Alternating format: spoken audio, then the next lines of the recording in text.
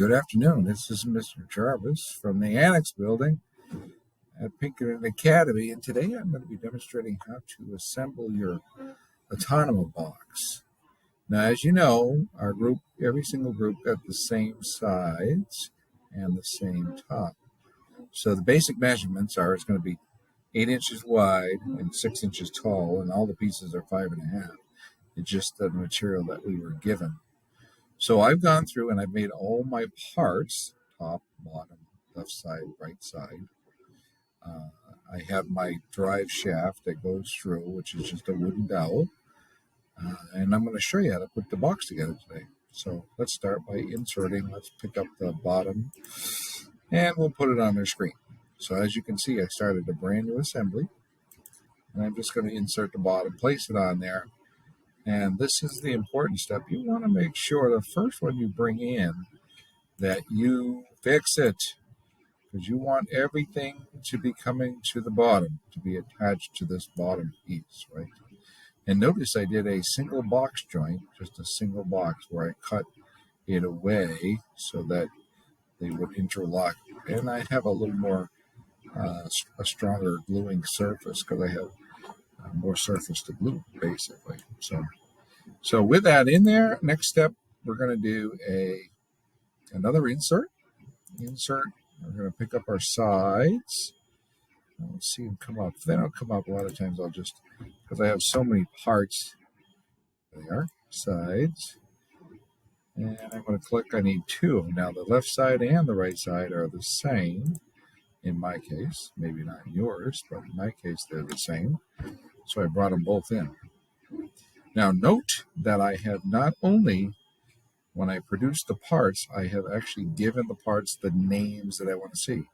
If you're seeing part one, you really want to go through and be a little more clear, especially as you're working in virtual teams, as to what part one is.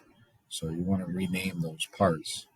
If you look at the bottom of the screen, I'm not even sure you can see it, but you'll see them all my parts are listed along the bottom. Makes it easier to see.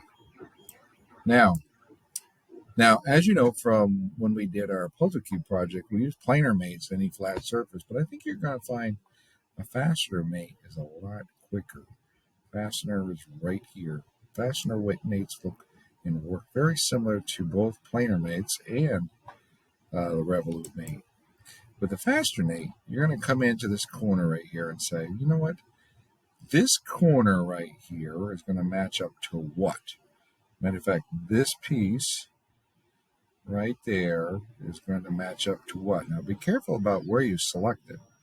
You actually have to pick the flat surface that's going to match up. So that corner is going to match up to this outside corner. Now be careful how you throw it on there, because it's going to move around on you. So I have to turn it over a little bit. So I'm going to zoom out for you. And I'm going to zoom into there. And this corner is going to touch. I'll pull it down a little more. Let's see. Aha. Notice I can pick the bottom plane. This is going to touch there. Nope, not there. It takes a little practice to get it. Nope. That's the wrong side. See that? So I want to make sure I pick the bottom. A lot of times I'll come over and pick the bottom plane, and then I'll come up to that corner. It should give me that point. There's the midpoint. Nope, I don't want that. I want it to be on the bottom point, not that point. Boy, this is tougher than anticipated. Sometimes I'm just coming at it at the wrong angle here. Not that. Oh, I had it. You see that? I had it right there. Flat to the mid to this. Nope, it turns it right around. Because if you pick it and go in the wrong direction, it's actually going to put it on in the wrong direction. Like that one. I'm going to get right in close there. There it is. That's what I want. That's what I want. There it goes. Now pay close attention to those, how those interlock together. As you can see, I wanted the top of this corner to match up with the bottom of that corner. Check. Once you say check, the nice thing about that is With a fastener mate, you only need that one. It's not going to go anywhere. So one mate is all you need, not like a planer mate where you have to do 3 to get it to sit there. So I'm going to go fastener mate. I'm going to pick the top of this. It's tough to see right here as I'm moving around. So this top corner, right there, I have to make sure it's facing up. That top corner is going to be matched up with the outside corner right here. I just got to make sure it's positioned in the right direction when I pick it. And there it is. Sometimes it just takes you getting zoomed in kind of close. Then, of course, you always want to look at it and make sure it looks right. If it looks right, you hit the check, and you have both sides already attached. And look, all I've got is 2 fastener mates, fastener mate and fastener mate. And, of course, you're going to do the top with the same kind of fastener mate. It's different than what we've been doing for a lot of our parts. Fastener mates are a little more difficult to understand, but once you understand them, you'll realize it saves a tremendous amount of time. Because I can pick the top corner of that. It's going to match up with kind of behind here a little bit. There we go. I'm going to match up with this corner right here. Don't be afraid to zoom right in there. Sometimes that makes a big difference, that corner. And that, according to the way it sets, looks pretty good. Check. Now, some people would say you have to do another fastener mate on the other side, but the truth is, because the way it's set up, it shouldn't move. Because you lock that corner right together in all directions.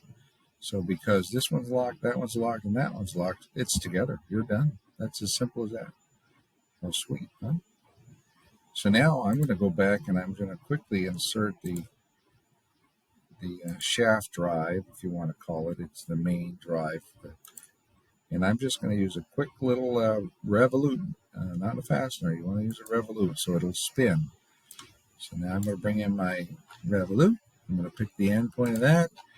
And I'm going to pick the end point of that.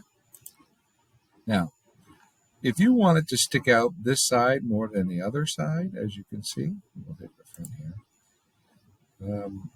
If you want it to stick out one side more than the other, you can always use your offset. Like I kind of want it to stick out more that way. So maybe I'll say I want to go out 2 inches. Whoa, that was just a pretty good guess. And you can look at it right here and it'll say 2 inches.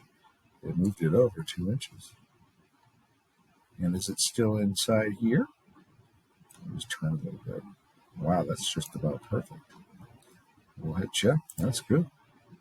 Now, what's going to happen is with a revolute mate, just like when we did the wheels for our train project, it's going to spin.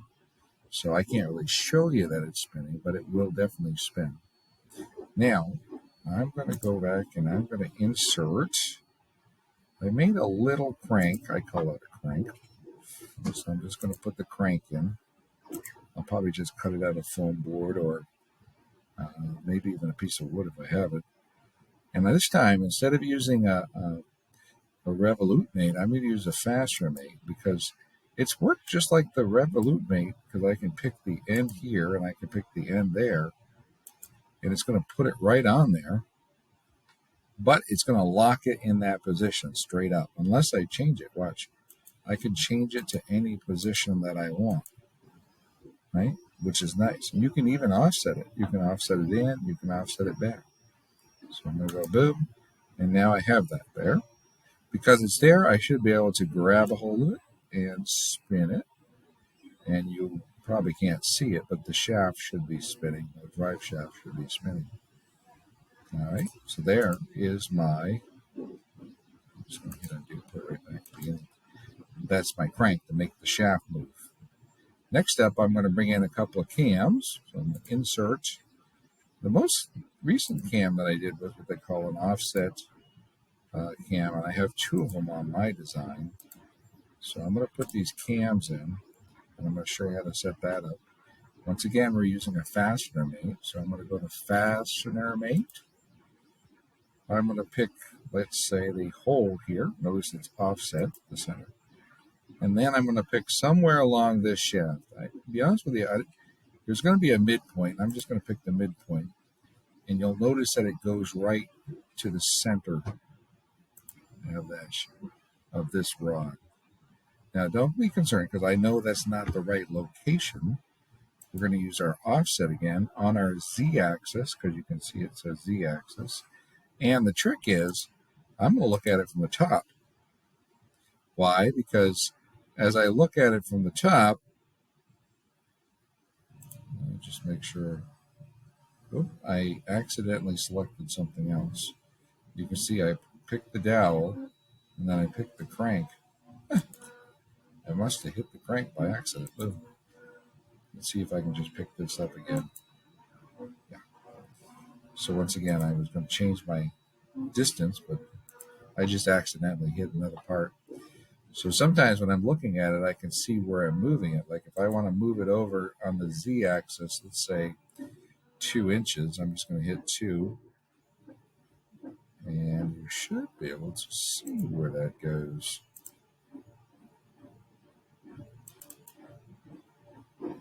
2, 3. Not moving. All right, we're going back to the beginning. We're going to use our fasten. That happens all the time. Sometimes I even hit undo to go back, right? So that'll undo even whatever type of mates I have on there. So I'm going to go fastener mate again. I'm going to pick one of the centers of the cams, and then I'm going to pick the center over here of the shaft, and then I'm going to say offset, and let's say 2 inches. And see, it's going to the right, and I want it to go to the left, so I'm going to say minus 2 inches. And that's probably not going to be enough. And this is where I said I could see it from the top. Now I can see it from the top. I just hit the top view. So now I'm going to play with it to get it to where I want it to be. And I want it to be directly over the hole in the top. Minus 4. Ooh, see, minus 4. That's darn close. So I'm going to say it's going to be minus 3.9. And it's like perfect right over the top of the hole. That's essentially what you want. Check. If I go check, it's going to put it on there. And the nice thing about that is, watch, as I pull the crank, it's going to, because it's a fastener mate, it's going to move your cam. It's going to rotate it around the drive shaft. Now, the next one, I'm going to want this offset to be perpendicular, or I want it to be opposite of that one, but I'm still going to do the same fastener mate. Fastener mate. I'm going to come in and I'm going to pick the hole here. Make sure you get the hole where you want it to go over. And then I'm going to pick the center there again. And this is, again, where we're going to have to play with it to get it to go perfectly to the center, because we're going to rotate or offset it on its z-axis. That way was negative. So if I go to, wow, lucky yesterday. I'm not 2. It's probably 2.1 maybe, or 2.2, 2.1. You want it to line up pretty good with the hole on the top. I'm going to say, well, before I say check, I'm going to look at it this time, and we'll turn it around a little bit. See how they're both going the same direction? They're both up at this time. I can use my rotate. Watch, and now I'm going to put that one down when this one is up. Depends on what you have for your Automata box and what it plans on doing. But as you can see, this is going to make one go down and the other one go up as we spin it, as you spin it. So that's a quick video on how to do an assembly of your Automata box, how to set up your drive shaft and your cams. The next video will be on how to set up your followers and make them go up and down so you